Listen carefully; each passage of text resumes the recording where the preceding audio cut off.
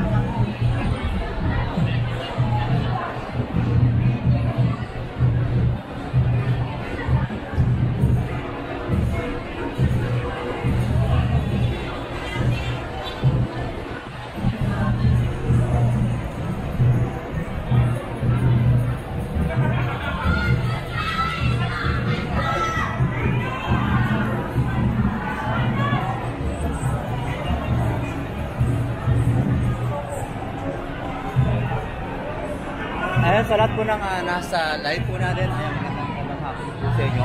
Nandito po tayo ngayon sa EDSA Shrine para makikitahin ang 39th anniversary revolution dito sa EDSA Shrine.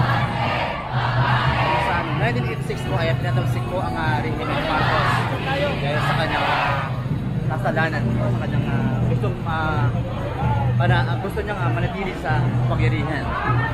So parang mauulit na naman po sa kanyang anak ang ginawa. So yun, mega love shout out po sa lahat. Punong-puno po kayo ng EDSA. Dito po ang mga estudyante. Mga estudyante ng ulitain ang 39th anniversary ng EDSA Revolution. Maraming salamat. Session na po, hindi ko po makapasa isa-isa ang so ayan, patuloy po tayo nakapasin po sa kasalukuyang kaganapan dito po sa EDSA Shrine. So ayan, sa 347,000 live viewers po, maraming salamat.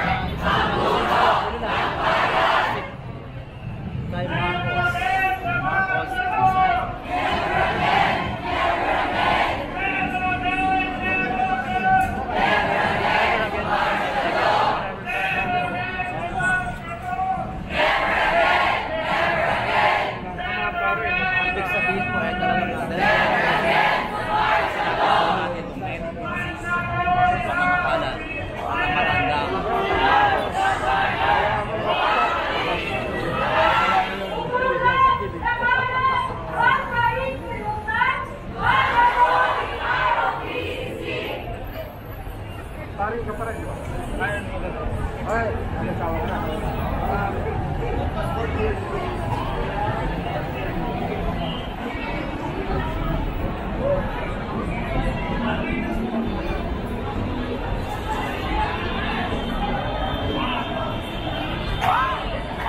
So ayan, sa 303,000 live viewers ko, maraming salamat po. Ganito po kapal ang mga tao na nagsidalo ngayon dito sa EDSA Shrine para pagbunitain ang 39th EDSA Revolution noong 1986.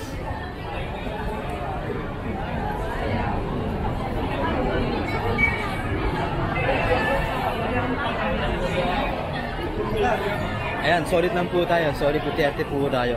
Wala akong bibitaw. Yung may Mama Mary.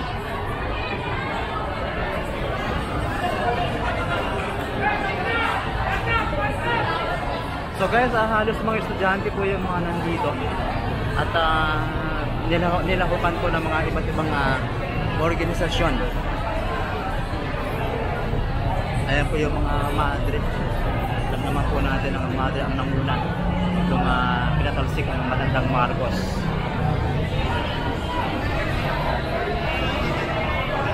So ayan, nagmamarcha na po sila. Tingnan po natin, abangan po natin kung saan po sila papunta.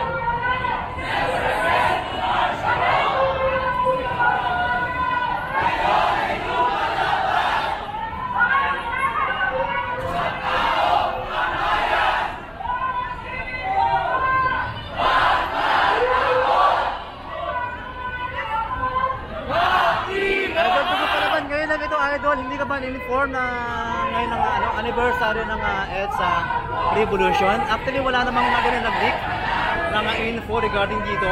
Pero alam naman po ng marami na may mangyayari po ngayong event dito sa EDSA Shrine.